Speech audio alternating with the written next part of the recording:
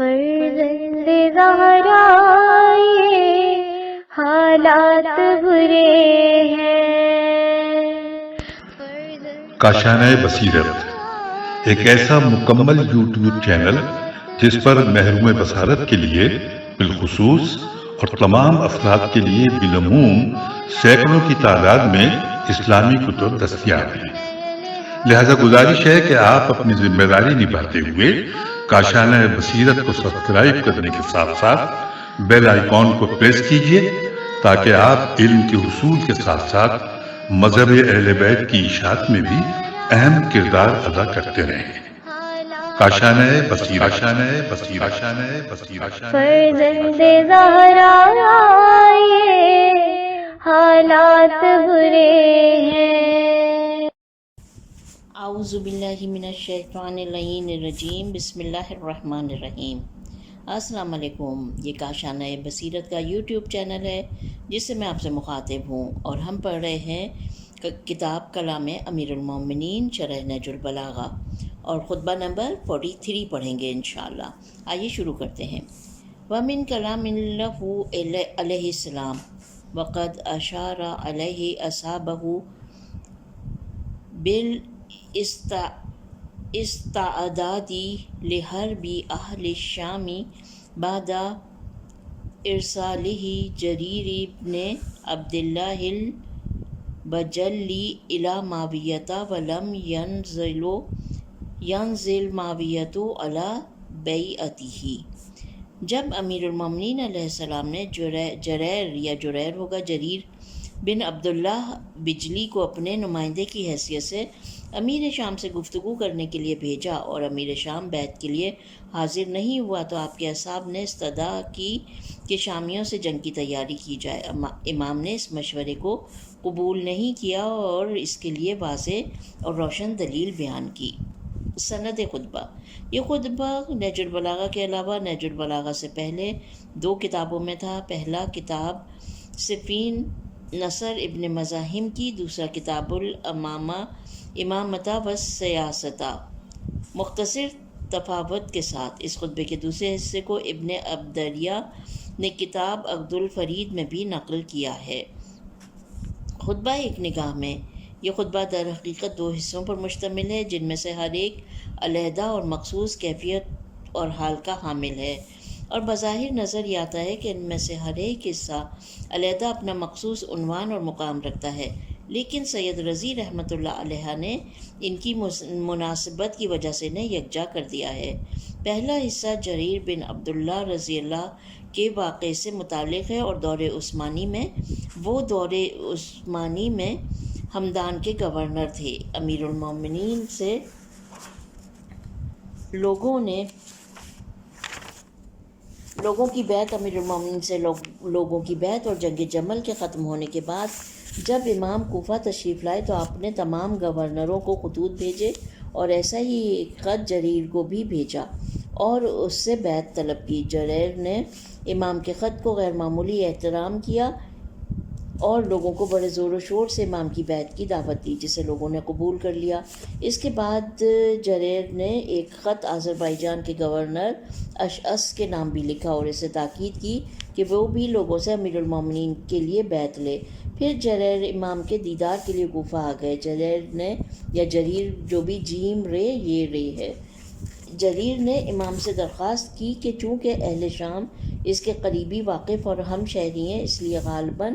وہ اس کی بات زیادہ بہتر طریقے سے سنیں گے، لہٰذا اسے امیر شام کو پیغام پہنچانے کا فریضہ سونپ دیا جائے۔ حضرت نے خط لکھا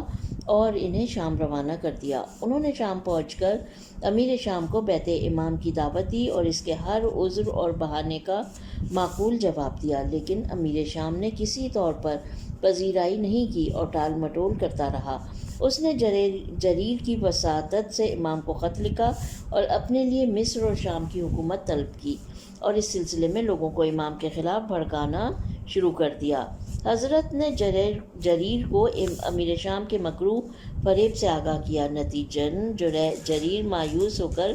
کوفہ واپس آ گئے۔ عراق کے لوگوں نے جریر پر عاقبت نااندیش اور امیر شام کا حامی ہونے کا الزام لگانا شروع کر دیا، جس سے جریر کو شدید اذیت ہوئی اور وہ کوفہ چھوڑ کر جزیرہ قرقیہ، نہر فرات اور نہر خابود کے درمیان ایک چھوٹا شہر منتقل ہو گئے، اور ان کے کچھ عزیز و اقارب بھی آ گئے اور وہیں انہوں نے وفات پائی۔ شرح نہج البلاغہ ابن ابی الحدید جلد نمبر 3 پیج نمبر 70 سے 118 خلاصے کے ساتھ، یہ ہے اس کا ریفرنس۔ بہرحال اس دوران جب جریر شام میں تھے اور ان کا قیام وہاں کئی مہینوں تک طول کھینچ گیا، تو امام کے بعض اصحاب نے مشورہ دیا کہ حضرت اہل شام سے جنگ کی تیاری کا فرمان صادر کریں، لیکن امام نے فرمایا کہ یہ صحیح عمل نہیں ہے، کیونکہ یہ جریر کو شام بھیجنے کے مقصد کے منافی ہے، اور یہ اس وقت مناسب ہوگا جب وہ مدت ختم ہو جائے گی جو میں نے جریر کو اس مسئلے کے حل کے لیے دی ہے اور اس میں کوئی نتیجہ نہ نکل سکے۔ اس خطبے کا دوسرا حصہ امام کی شامیوں سے جنگ پر اصرار کی نشاندہی کرتا ہے۔ نصر بن مزاحم نے اپنی کتاب صفین میں یہ واقعہ درج کیا ہے کہ جنگ صفین کے دوران لشکر شام سے کچھ افراد لشکر سے باہر آئے اور امیر المومنین سے ملاقات کا مطالبہ کیا۔ امام نے میدان جنگ کے درمیان ان سے ملاقات کی۔ انہوں نے تجویز دی کہ جنگ بند کر دی جائے اور عراقی لشکر عراق واپس چلا جائے اور شامی لشکر شام واپس ہو جائے، جس کا مطلب یہ تھا کہ امام عراق کی حکومت پر قانے رہیں اور امیر شام کو شام کا حاکم رہنے دیں، لیکن امام نے انہیں مثبت جواب دے کر خاموش کر دیا اور ان کے مطالبے کو مکمل طور پر رد کر دیا، اور انتہائی واضح اور منطقی دلائل اور وجوہ بیان کیے کہ آپ کیوں امیر شام سے برسر پیکار ہیں۔ یہ دونوں مختلف انداز واضح طور پر اس بات کی نشاندہی کرتے ہیں کہ امیر المومنین جہاں صلح و آتشی اور تحمل کی ضرورت ہوتی تھی وہاں ایک حلیم الطبع اور صلح پسند انسان ہوتے تھے، اور جہاں دینی تقاضے اور انسانی مصلحت جنگ پر مجبور کر دیتی تھی وہاں آپ سے بڑھ کر کوئی جنگجو اور مرد میدان نہیں ہوتا تھا۔ پہلا حصہ شروع ہوتا ہے انس تعدادہ دی لحربی اہل شامی و جریرن عندہم اغلاق للشامی و صرف لأہلہ عن خیر ان ارادوہ ولکن قد وقت لجریر وقتا لا یقیم بعدہ الا مخدوعا، اور اختتام ہوتا ہے اس کا ولا اکرہ لکم الاعداد۔ ترجمہ: شامیوں سے جنگ کی تیاری سے جو چیز مجھے روک رہی ہے وہ جریر کی وہاں موجودگی ہے۔ اس تیاری کا مقصد یہ ہوگا کہ میں شامیوں پر صلح کا دروازہ بند کر دوں، اور اگر وہ نیکی کا ارادہ کر رہے ہوں، اشارہ امام کی بیعت کے تسلیم کرنے کی طرف ہے، تو اسے بدلنے پر مجبور ہو جائیں، لیکن میں نے جریر کے لیے ایک مقررہ وقت کا تعین کر دیا ہے۔ اگر وہ اس وقت تک واپس نہ آیا تو اس کا مطلب یہ ہوگا کہ یا تو وہ فریب کھا گیا یا عمدن میرے حکم کے خلاف ورزی پر آمادہ ہے۔ اس لیے میری نظر میں اس وقت صبر و توقف ہی مناسب ہے۔ تم بھی اسے قبول کرو۔ البتہ میں اس بات میں کوئی حرج نہیں سمجھتا کہ تم لوگ اس واقعے کے دوران جنگ کی خاموشی سے تیاری کرتے رہو، لیکن میں کسی شخص کو واضح حکم نہیں دے رہا۔ شرح و تفصیل: صلح و جنگ۔ جیسا کہ اوپر بیان کیا گیا، یہ خطبہ جریر ابن عبداللہ کے سلسلے میں دیا گیا ہے، جو ابتدا میں ہمدان کا گورنر تھا۔ بعد میں وہ کوفہ آیا اور امام کے نمائندے کی حیثیت سے امیر شام سے امام کی بیعت طلب کرنے شام گیا، لیکن اس بات کو مد نظر رکھتے ہوئے کہ اس کام میں جریر کی کامیابی کے امکانات نہ ہونے کے برابر تھے، امام کے کچھ اصحاب نے مشورہ دیا کہ امام اہل شام کے خلاف اعلان جنگ کر دیں۔ امام نے ان کے جواب میں فرمایا، ترجمہ: شامیوں کے ساتھ جنگ کی تیاری کرنا جبکہ جریر میرے نمائندے کے طور پر وہاں موجود ہے ان پر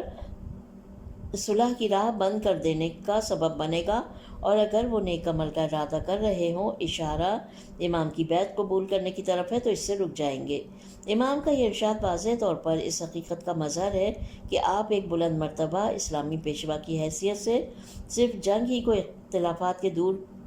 صرف جنگ ہی کو اختلافات دور کرنے کا واحد حل نہیں سمجھتے، بلکہ اپنے مخالفوں پر آخری وقت تک صلح کی راہ کھلی رکھنا چاہتے تھے تاکہ ان پر اتمام حجت کیا جا سکے۔ البتہ جب صلح کی کوششیں ناکام ہو جائیں اور راہیں بند ہو جائیں تو پھر آخری علاج کے طور پر یا بالفاظ دیگر اجتماعی بہتری کے لیے ایک عمل جراحی کے طور پر مجبوراً جنگ پر آمادہ ہوا جائے۔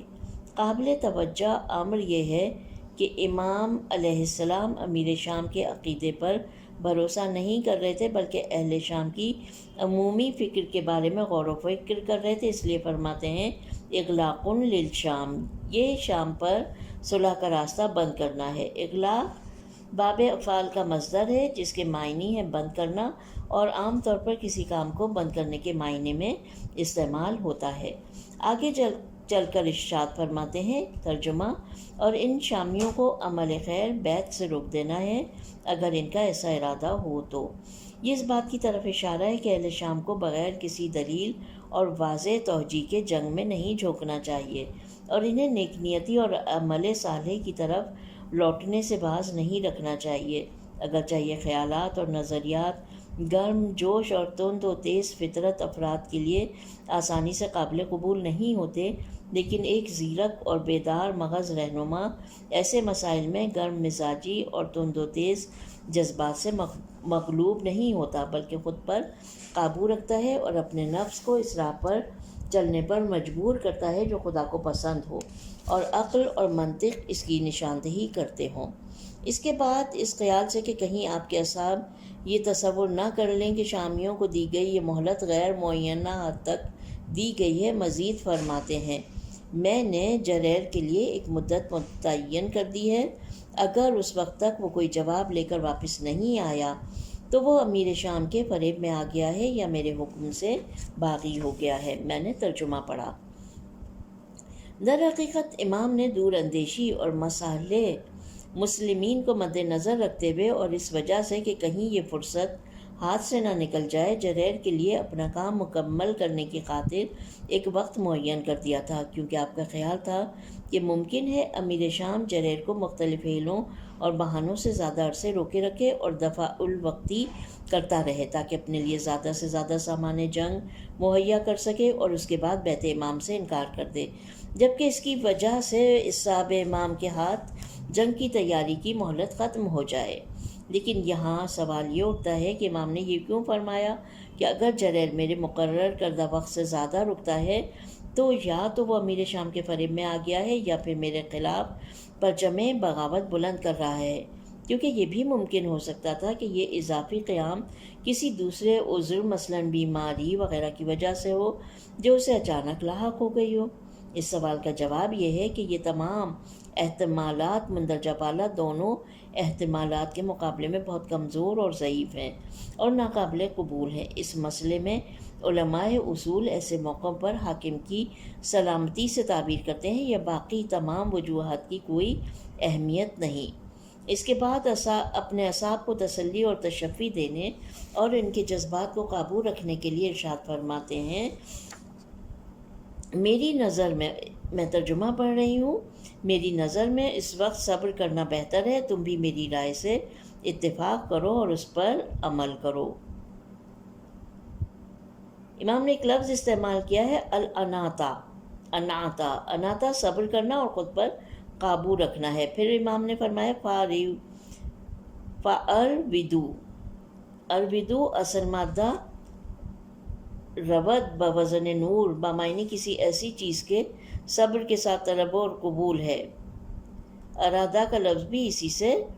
مشتق ہے۔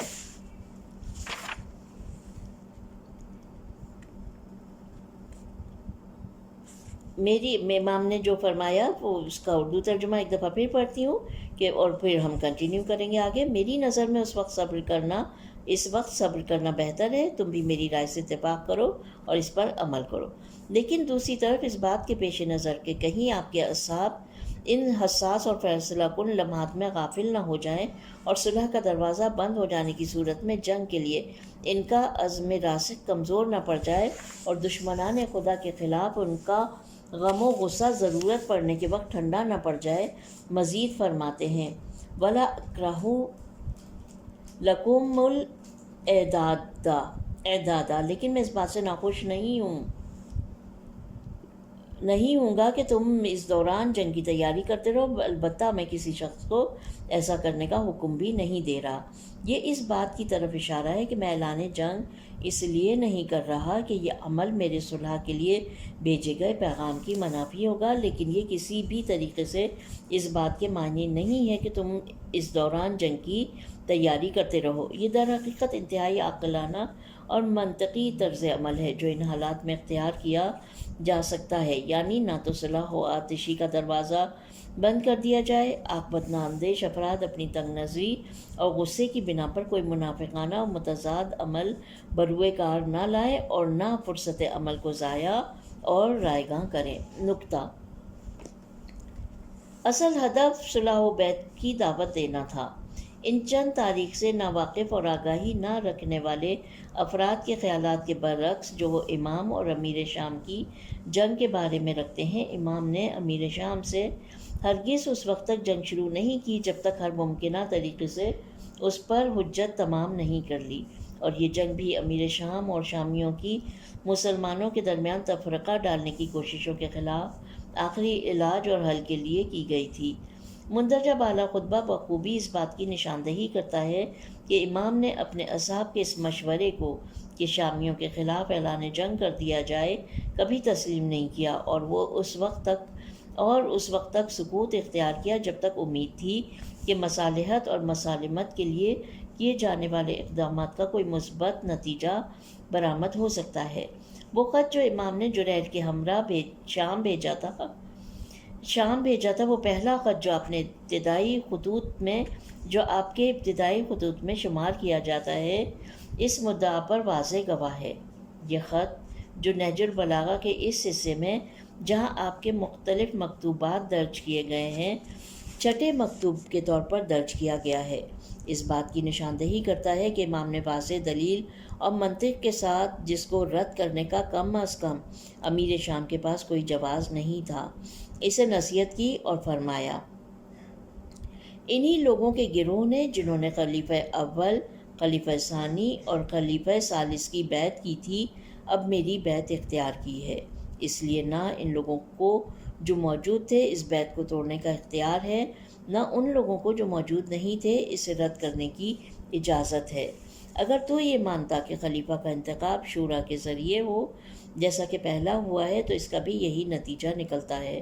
مہاجرین و انصار تم سے مشاورت کے لیے بیٹھیں اور کسی شخص کو خلافت کے لیے منتخب کر لیں تو پھر کسی شخص کو اس کی مخالفت کا حق حاصل نہیں ہے۔ اس لیے اگر تو عقل سے کام لے تو میری بات قبول کر، اور تو بخوبی آگاہ ہے کہ میں خلیفہ ثالث کے قتل سے مکمل طور پر بری ہوں، اس لیے خلیفہ ثالث کے خون کا انتقام لینے کا بہانہ بیعت کرنے سے اجتناب کی کوئی عقلی دلیل نہیں ہے۔ نہج البلاغہ چھٹے خط سے اقتباس۔ امیر المومنین کے پاس در حقیقت امام کی بیعت سے انکار کرنے کے صرف یہی دو بہانے تھے۔ پہلا یہ کہ جب لوگ امام کی بیعت کر رہے تھے اس وقت وہ موجود نہیں تھا، دوسرے یہ کہ امام پر خلیفہ ثالث کے قتل میں شامل ہونے کا الزام تھا، اس لیے وہ بیعت کے لیے تیار نہیں۔ لیکن امام نے ان دونوں بہانوں کو اس منطقی دلائل کے ذریعے رد کر دیا، لیکن امیر شام نے، جس کے دماغ میں کچھ اور چل رہا تھا اور اس کے پاس انحراف بیعت کے لیے صرف یہی دو بہانے تھے، ان دلائل کو قبول نہیں کیا۔ بہرحال جس طرح کے پہلے بیان کیا گیا کہ جریل نے، جو کہ دور عثمانی میں ہمدان کا گورنر تھا، امام کا مکتوب ملنے پر خود بھی امام کی بیعت کی اور دوسرے لوگوں کو بھی امام کی بیعت کرنے پر آمادہ کیا۔ اس کے بعد وہ امام کی خدمت میں کوفہ حاضر ہوا اور خواہش کی کہ اسے امیر شام کو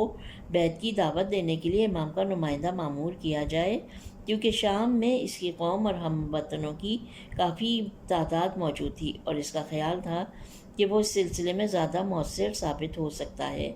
مالک اشتر نے اس بات کی مخالفت کی اور امام کی خدمت میں عرض کی کہ جریر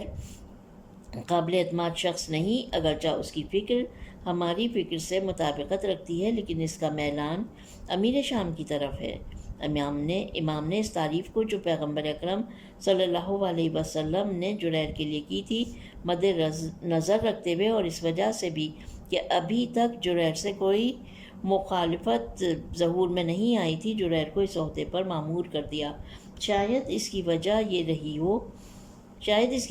بھی رہی ہو کہ اس وقت اس کام کے لیے جریر سے بہتر کوئی شخص دسترس میں نہیں تھا۔ امام نے اسے خط دیا اور فرمایا، میرا یہ خط امیر شام تک پہنچاؤ اور اس سے اتمام حجت کرو۔ جریر شام پہنچا اور تمام اہل مکہ و مدینہ اور مصر اور حجاز و یمن اور تمام دیگر افراد اور اقوام کی امام سے بیعت کی تفصیل بیان کی اور کہا، میں اس لیے آیا ہوں کہ تجھے امام کی بیعت کی دعوت دوں، اور یہ امام کا مکتوب ہے جو میں تیرے لیے لایا ہوں۔ امیر شام جو حکومت و امارت کا شدید خواہش مند تھا، اس دعوت حق کو تسلیم کرنے پر کسی طرح رضامند نہ ہوا، لوگوں کے ورگلانے کے لیے ایک تحریک شروع کر دی اور خود کو خلیفہ ثالث کے خون کا دعوے دار ظاہر کرنا شروع کر دیا، اور شام کے لوگوں سے اس بات پر بیعت لینے لگا کہ وہ قتل خلیفہ کے قصاص کے لیے اٹھ کھڑے ہوں اور اس مقصد کے لیے جو بھی کرنا پڑے کر گزریں۔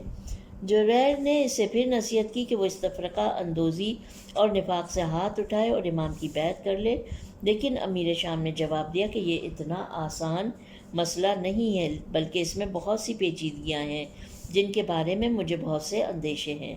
امیر شام کے بھائی نے اسے مشورہ دیا کہ وہ اس معاملے میں عمرو بن عاص اور اس قبیل کے دیگر لوگوں کو دعوت دے اور ان سے مشاورت کرے۔ عمرو بن عاص نے امیر شام سے یہ عہد لینے کے بعد کہ اس معاملے میں امیر شام کا ساتھ دینے کے بدلے میں مصر کی حکومت اسے دے دی جائے گی، اسے مشورہ دیا کہ وہ حکومت حاصل کرنے کے لیے قیام کرے اور اس سلسلے میں ہر مدد کا وعدہ کیا۔ اسی دوران شرحبیل نے جو یمن کا سردار اور رئیس تھا اس سے ایک اہم کردار ادا کیا۔ اس نے جریر سے کافی بحث کی، لیکن جریر نے اسے قائل کر لیا، اور اس بحث و گفتگو کے نتیجے میں شرحبیل اس بات پر تیار ہو گیا کہ امام کی بیعت کرے اور امیر شام کو چھوڑ دے، لیکن امیر شام نے ایک بڑا گروہ تیار کیا جو اس کے پاس جائے اور اس کی انتہائی تعظیم و تکریم کرے اور امام کے خلیفہ ثالث کے قتل میں شامل ہونے کی گواہی دے، اور بہت سے لوگوں کی طرف سے اسے خط بھی لکھوائے کہ اسے خلیفہ ثالث کے قتل کے قصاص میں مدد کرنی چاہیے۔ شرحبیل اس سازش کا شکار ہو گیا اور خلیفہ ثالث کے قصاص کی حمایت پر آمادہ ہو گیا۔ امیر شام نے اسے شام کے مختلف شہروں میں لوگوں کو اس تحریک کی حمایت پر آمادہ کرنے کے لیے روانہ کیا، اور بہت کثیر تعداد نے اس کے مطالبے کا مثبت جواب دیا۔ جریر اس تمام واقعے کو ملاحظہ کر کے امیر شام کی طرف سے مایوس ہو گیا۔ اسی دوران امیر شام نے جریر سے کہا کہ اگر علی علیہ السلام شام اور مصر کا خراج وصول کرنے کا اختیار اور ان دونوں علاقوں کی حکومت مجھے دے دے اور اپنی وفات کے بعد مجھے کسی کی بیعت کا پابند نہ کریں تو میں ان کی بیعت کر لوں گا۔ جریر نے اسے کہا، جو کچھ تو چاہتا ہے وہ خط میں لکھ کر امیر المومنین کو بھیج دے، اور میں بھی ایک خط اس کے ساتھ بھیج دیتا ہوں۔ جب یہ خطوط امیر المومنین علیہ السلام کو ملے، آپ نے جریر کو خط بھیجا کہ امیر شام سے سارے عمل اور مطالبات کو پیش کر کے جریر کو خط بھیجا کہ امیر شام اس سارے عمل اور مطالبات کو پیش کر کے تمہیں فریب دے رہا ہے، اور اس کی کوشش یہ ہے کہ زیادہ سے زیادہ تاخیر کی جائے تاکہ شامیوں کو جنگ کے لیے تیار کیا جا سکے۔ اس سے پہلے امیر شام کو شام کی حکومت دینے کا مشورہ مدینے میں مجھے مغیرہ بن شعبہ نے بھی دیا تھا، لیکن میں اس کے لیے تیار نہیں ہوا تھا۔ خدا نہ کرے کہ میں گمراہوں کو اپنا دست و بازو قرار دوں۔ اگر امیر شام بیعت کرتا ہے تو ٹھیک ہے، اگر وہ انکار کر دے تو عراق واپس آ جاؤ۔ یہاں پر عربی کی عبارت ہے جو امام نے جملہ کہا ہے، میں نے اس کا ترجمہ پڑھا۔ جریر نے اس کے باوجود بھی واپسی میں تاخیر کی، اس بے معنی امید پر کہ شاید امیر شام اپنی روش تبدیل کر دے، اور یہی سبب ہوا کہ عراقیوں نے اس پر امیر شام کے ساتھ سازش کرنے کی تہمت عائد کی۔ ریفرنس ہے شرح نہج البلاغہ ابن ابوالحدید، جلد نمبر 3، پیج نمبر 70 سے 91، بہت سے خلاصوں کے ساتھ۔ اس طرح جریر کی نامہ رسانی کی مہم مکمل طور پر ناکام ہو گئی۔ آئیے پڑھتے ہیں خطبے کا دوسرا حصہ جو شروع ہو رہا ہے وَلَقَدْ ضَرَبْتُ عَنْفَ هَٰذَا الْأَمْرِ وَعَيْنَهُ وَقَلَّبْتُ ظَهْرَهُ، اور ختم ہو رہا ہے فَقَالُوا ثُمَّ نَقَمُوا فَغَيَّرُوا۔ ترجمہ: میں نے اس معاملے پر کئی مرتبہ غور کیا اور ہر پہلو سے اس کا مطالعہ کیا ہے، اور بالآخر یہی نظر آیا کہ ان بے عقل و شعور خودسر شامیوں سے جنگ یا پھر ان سب چیزوں سے انکار جو رسالت مآب لے کر آئے تھے، اس کے علاوہ میرے لیے کوئی اور راستہ نہیں ہے۔ جس شخص نے مجھ سے قبل ان لوگوں پر حکومت کی ہے، اشارہ خلیفہ ثالث کی طرف ہے، اس نے ایسی بدعات ایجاد کی اور ایسے حوادث کی راہ ہموار کی جس کی بنا پر لوگوں نے اس کے خلاف شدید صدائے احتجاج بلند کرنی شروع کر دی، اعتراضات اٹھنے لگے اور آخر کار اسے انتقاماً قتل کر دیا اور حالات کو متغیر کر دیا۔ شرح و تفسیر: اعلان جنگ۔ خطبے کا یہ حصہ جو یہاں موضوع بحث ہے مکمل طور پر حصہ اول کے برعکس ہے۔ دوسرے الفاظ میں اس حصے میں جنگ کا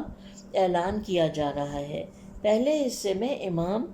بار بار اپنے اعصاب کو خود پر قابو رکھنے، سخت طرز عمل سے اجتناب اور دلائل و منطق اور صبر و تحمل سے کام لینے کی تاکید فرماتے ہیں، جبکہ اس حصے میں امام علیہ السلام انتہائی فیصلہ کن انداز میں طاقت کے استعمال اور جنگ کو آخری حل سمجھتے ہیں۔ اس کی بنیادی وجہ یہ ہے کہ امام نے ایک طویل مدت تک مصالحت اور مفاہمت کی ہر ممکن راہ اختیار کی، لیکن آپ کی یہ تمام کوششیں بے سود ثابت ہوئیں، اور ثابت یہی ہوا کہ امیر شام کسی عقل و دلیل اور منطق کو تسلیم کرنے کے لیے تیار نہیں ہے۔ اس کا واحد مقصد اپنی حکومت اور اقتدار کا حصول ہے، اور اس ہدف تک رسائی کے لیے وہ کوئی بھی قربانی دے سکتا ہے اور ہر قسم کا مکر و فریب استعمال کر سکتا ہے۔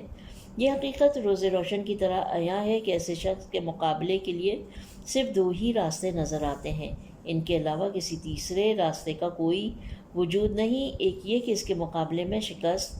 تسلیم کر لی جائے اور اسلامی سلطنت اور اس کے امور ایک ایسے شخص کے سپرد کر دیے جائیں جو انتہائی خود غرض، خود پرست اور انتہائی سفاک ہے، یا پھر تلوار اٹھائی جائے اور معاشرے کو اس کے وجود سے پاک کر دیا جائے۔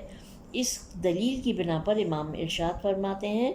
ترجمہ پڑھوں گی میں نے اس مسئلے پر مسلسل غور کیا ہے اور ہر پہلو سے اسے پرکھا ہے، اور آخر اس نتیجے پر پہنچا ہوں کہ میرے پاس سوائے ان بے عقل اور خود رائے شامیوں سے جنگ کرنے یا ہر اس حکم سے روگردانی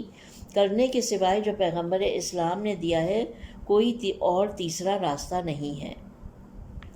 امام کے اس جملے ضربتُ عنف ھذا الامر وعینہ، میں نے اس معاملے میں اپنی چشم بینی کو پوری طرح استعمال کیا، اس میں یہ کنایہ ہے کہ کسی اہم فیصلے پر انتہائی غور و خوض کرنے کے بعد عمل کیا جانا چاہیے، اور ضربت سے مراد حصول ہدف ہے، اور انف اور عین آنکھ اور ناک کسی مطلب کے حساس ترین نقطے کے معنی میں ہے، جیسا کہ انسان کے جسم میں حساس ترین حصہ اس کا سر ہوتا ہے، اور سر میں یہی دو عضو یعنی آنکھ اور ناک ہوتے ہیں، کیونکہ آنکھ سے انسان ہر چیز کا مشاہدہ کرتا ہے اور ناک سے سانس لیتا ہے جو اس کی زندگی کی بقا کا ضامن ہے۔ بہرحال یہ جملہ عربی ادب میں ایک ضرب المثل بن چکا ہے جو گہری تحقیق اور فکر کے اظہار کے لیے استعمال کیا جاتا ہے۔ دوسرے جملے وَقَلَّبْتُ ظَهْرَهُ وَبَطْنَهُ کا بھی یہی مفہوم اور مطلب ہے، یعنی کسی چیز یا مطلب کے حصول کے لیے ہر ممکن غور و فکر اور ہر قسم کے اشکال کا عمیق مشاہدہ، کیونکہ جب کوئی شخص کوئی شے خریدتا ہے تو اس کے ہر پہلو کو غور سے جانتا ہے تاکہ اس کا ہر رخ واضح اور روشن ہو جائے۔ اب رہی یہ بات کہ امام علیہ السلام فرماتے ہیں کہ میرے سامنے دو میں سے ایک راہ اختیار کرنے کے علاوہ کوئی تیسرا راستہ نہیں ہے، یا اس گروہ منحرف اور مفسد سے جنگ کروں یا آئین رسالت سے انکار کر دوں۔ تو اس کی وجہ یہ ہے کہ اگر اس مرحلے پر امام سکوت اختیار کر لیتے اور لوگوں کو ان کے حال پر چھوڑ دیتے تو یہ لوگوں کے دین سے منحرف ہونے کا اور ایک جاہل، اموی اور سفیانی حکومت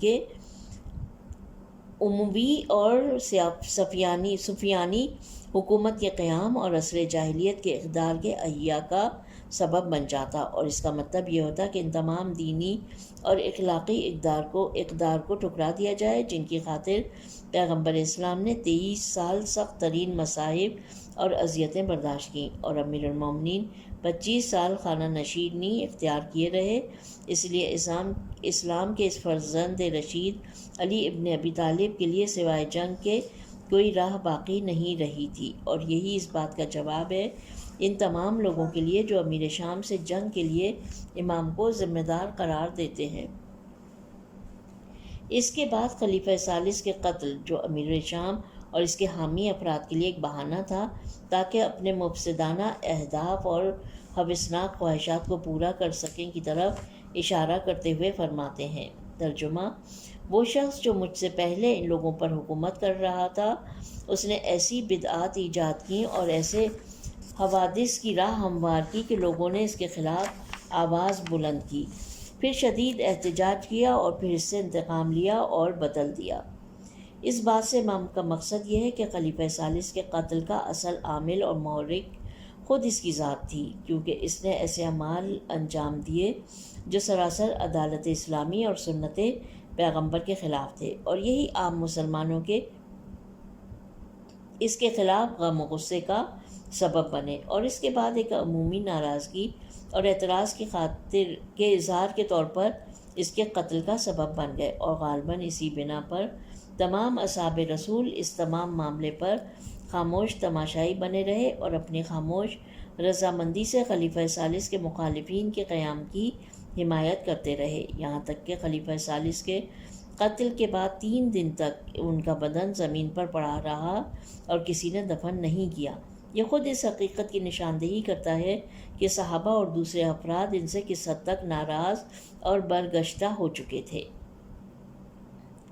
اس بنا پر خلیفہ ثالث کا قتل کوئی ایسی چیز نہیں تھی جس کا بہانہ بنا کر امیر المومنین کی بیعت سے انحراف اور ان کے خلاف قیام کیا جا سکتا۔ یہ بھی حقیقت ہے کہ یہ بہانہ ساز خود اس حقیقت سے بخوبی آشنا تھے، لیکن شام کے جاہل اور حقیقت ناآشنا لوگوں کو امیر المومنین کے خلاف ورغلانے کے لیے ان کے پاس اس کے علاوہ کوئی راستہ نہیں تھا۔ نکتہ: خلیفہ ثالث کے وہ کام جو لوگوں کی عمومی ناراضی کا سبب بنے۔ شارحین نہج البلاغہ کی اکثریت نے اس خطبے کے ضمن میں ایسے بہت سے کاموں کا ذکر کیا ہے جو خلیفہ ثالث نے اپنے دور حکومت میں انجام دیے تھے، جن کی وجہ سے عوام میں اعتراضات پیدا ہونے لگے اور لوگوں کے دلوں میں ان کے خلاف ایک مسلح جدوجہد کا ارادہ جڑ پکڑ گیا۔ وہ اہم ترین عوامل جو اس کی طرف اشارہ کرتے ہیں درج ذیل امور تھے۔ نمبر 1، خلیفہ ثالث نے ایسے حساس ترین اسلامی علاقوں میں جو نہایت اہم تھے اپنے ایسے رشتہ داروں اور ہوا خواہوں کو حاکم قرار کر دیا جو انتہائی نالائق، مفسد اور تعلیمات اسلامی سے بہت دور تھے۔ من جملہ ان میں سے ایک ولید تھا جو فاسق اور شراب خور تھا، جسے کوفے کا گورنر مقرر کر دیا۔ وہ کوفہ جو اسلام کا ایک انتہائی اہم مرکز تھا۔ اب ریفرنس ہے یہاں پر بہت سے شیعہ اور اہل سنت مفسرین قرآن کے درمیان اس بات پر اتفاق ہے کہ آیت بسم اللہ الرحمن الرحیم ان جاءکم فاسق بنبا فتحینوا، جب کوئی فاسق شخص تمہارے پاس کوئی خبر لے کر آئے تو اس کی پوری تحقیق کر لو۔ سورہ حجرات آیت نمبر 4 ولید کے بارے میں نازل ہوئی، بلکہ علامہ امینی نے اس پر اجماع مفسرین کا دعویٰ کیا ہے۔ اسی طرح حکم بن ابی العاص جو ان کا چچا تھا، وہ بارگاہ رسالت مآب سے دھتکارا ہوا تھا اور جسے آن حضرت نے مدینہ بدر کر دیا تھا۔ اس کا انتہائی گرم جوشی سے استقبال کیا، انتہائی قیمتی پوشاک پہنائی اور بنی قزاعہ کے قبیلے کی زکوٰۃ جمع کرنے کا اختیار اسے دے دیا۔ جب اس زکوٰۃ کی رقم 30 لاکھ درہم کے قریب ہو گئی تو سب اسے بخش دی۔ ابن قتیبہ اور ابن عبد ربہ اور زہبی جو کہ اہل سنت کے معروف مورخین ہیں لکھتے ہیں، وہ عوامل جو لوگوں کی خلیفہ ثالث سے ناراضگی کا سبب بنے ان میں سے ایک یہ تھا کہ انہوں نے حکم بن ابی العاص کو حکم رسول کے خلاف مدینہ بلا لیا، جبکہ خلیفہ اول اور خلیفہ ثانی اس کے لیے تیار نہیں ہوئے۔ یہاں پہ اس کی جو ریفرنس ہے وہ ہے اس مطلب کی اسناد مرحوم علامہ امینی نے الغدیر کی جلد نمبر 8 پیج نمبر 241 اور اس کے بعد ذکر کی ہیں۔ دوسری یہ کہ مروان بن حکم کو جو اس کا بیٹا اور خلیفہ ثالث کا چچا زاد بھائی اور داماد تھا، اپنے مشیر اور معاون کے طور پر منتخب کر لیا اور افریقہ کے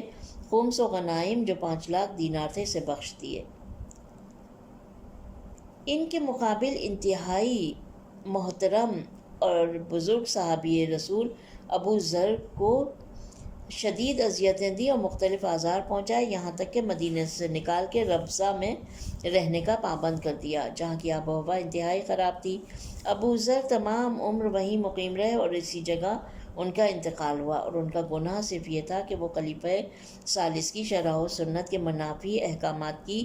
گرفت کرتے تھے اور امر بالمعروف و نہی عن المنکر کا شرعی وظیفہ انجام دیتے تھے۔ اس کا ریفرنس ہے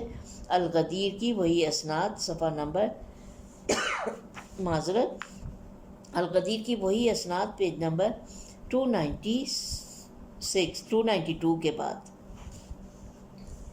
اسی طرح کا سلوک عمار یاسر کے ساتھ جو سابقین اسلام سے تھے اور رسول کے انتہائی مقرب تھے روا رکھا۔ انہیں اس بری طرح لاتوں اور عصا سے زدوکوب کیا گیا کہ وہ فتق کی بیماری میں مبتلا ہو گئے۔ ان کا قصور یہ تھا کہ صحابہ کے ایک گروہ نے خلیفہ ثالث کے خلاف اپنے اعتراضات ایک مکتوب کی شکل میں اس مطالبے کے ساتھ کہ خلیفہ ثالث آئندہ ایسی بدعمالیوں سے باز رہے خلیفہ ثالث کے پاس بھیجے۔ عمار رضی اللہ یہ خط لے کر خلیفہ ثالث کے پاس گئے اور یہ خط انہیں پڑھ کر سنایا۔ اس کو سن کر خلیفہ ثالث شدید طیش میں آ گیا اور اپنے غلاموں کو حکم دیا کہ عمار کے ہاتھ پیر مضبوطی سے جکڑ لیں، اور اس کے بعد خود خلیفہ ثالث نے انہیں اتنا مارا کہ وہ بے ہوش ہو گئے۔ ریفرنس سے یہ واقعہ بہت سے مورخین نے نقل کیا ہے، ان میں سے بلازری نے انصاب الاشراف جلد نمبر 5 پیج نمبر 49 اور ابن قتیبہ نے الامامۃ والسیاست جلد نمبر 1 پیج نمبر 35 پر درج کیا ہے۔ اور یہی طرز عمل انہوں نے عبداللہ ابن مسعود کے ساتھ اختیار کیا۔ اپنے ایک جلاد کو بھیجا تاکہ وہ انہیں مسجد لے کر آئے، اور اس کے بعد انہیں زمین پر گرا کر اتنا مارا کہ ان کا ایک دانت بھی ٹوٹ گیا۔ اور ان کا گناہ یہ تھا کہ انہوں نے خلیفہ ثالث پر اعتراض کیا تھا کہ وہ کیوں بیت المال کی دولت بنی امیہ کے بدکاروں میں تقسیم کر رہے ہیں۔ ریفرنس ہے شرح نہج البلاغہ ابن ابی الحدید جلد نمبر 3 پیج نمبر 43 اور تاریخ یعقوبی جلد نمبر 2 پیج نمبر 170۔ زید بن ارقم سے سوال کیا گیا جو مشہور صحابی تھے کہ تم کس دلیل کی بنیاد پر خلیفہ ثالث کی تکفیر کرتے ہو؟ انہوں نے جواب دیا 3 دلیلوں کی بنیاد پر۔ ایک یہ کہ اموال بیت المال کو دولت مندوں میں تقسیم کیا جا رہا ہے، دوسری یہ کہ رسول اللہ صلی اللہ علیہ وسلم کے ساتھی مہاجرین کو دشمنان رسول جیسا قرار دیا جا رہا ہے اور کتاب الہی کے خلاف عمل ہو رہا ہے۔ ریفرنس ہے شرح نہج البلاغہ ابن ابی الحدید طبق نقل نہج الحق صفحہ نمبر 297۔